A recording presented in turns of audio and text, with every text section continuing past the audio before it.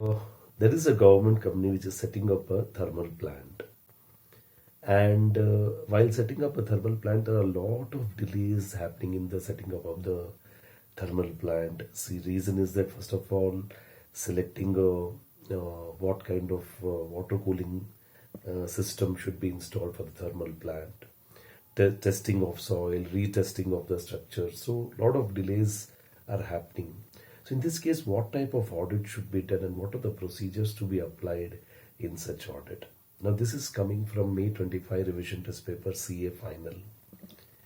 Now, this is because this is referring to the government entity, so definitely it is a public sector undertaking, that is PSU.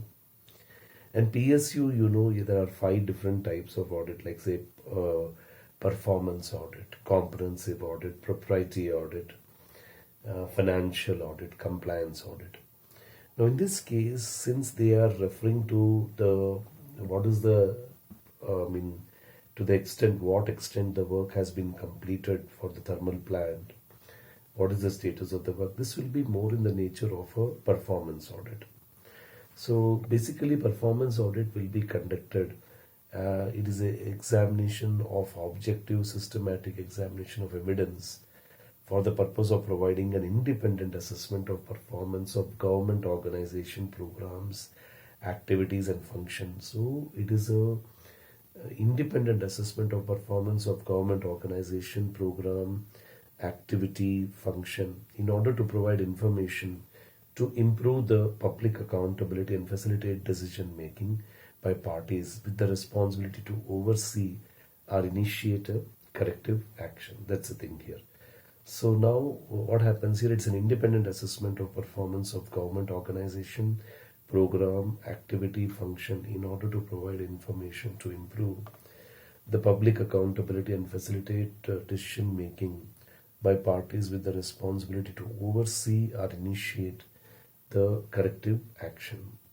Some of the methods which can be used for conducting the performance audit. How do you do the performance audit?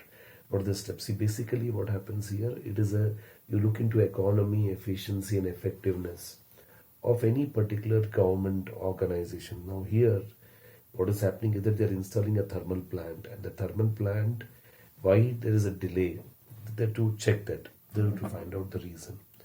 First of all, analysis of the procedures. It involves review of systems in place, whether the systems are in place, conducting, checking and monitoring the activity. First of all, the systems are in place actually, that's the thing here. So there may be examination of documents like say any budgets, any program guidelines, procedural manual, financial statement. So you look into these documents and ascertain that what is the status, what is the performance.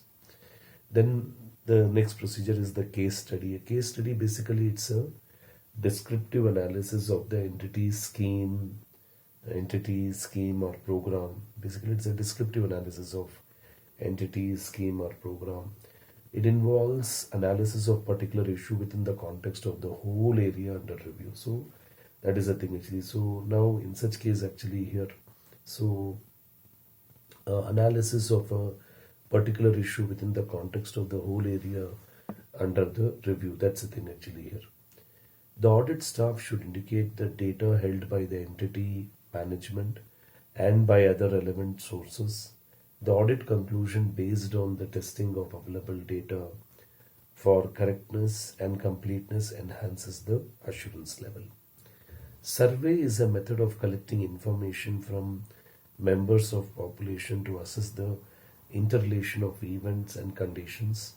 Survey on predetermined parameters can supplement the audit findings actually. So whatever audit findings you have done, it is supported by survey, and all the conclusions are supported by survey. That's the thing here. So it is like a value addition to the performance audit. Okay, so till now, what steps you will take up? First of all, very important, analysis of the procedures.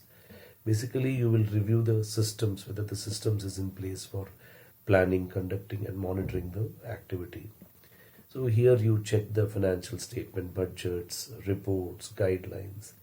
The second step is the case study, where it is a descriptive analysis of the entity, scheme or program. Then third one, there's a use of the existing data, whether the data, what is the source of the data, whether the data is correct, is it accurate, surveys to be done. Like it's a method of collecting information from the members of the population. That's the thing here. So is there any interrelation with the events or condition?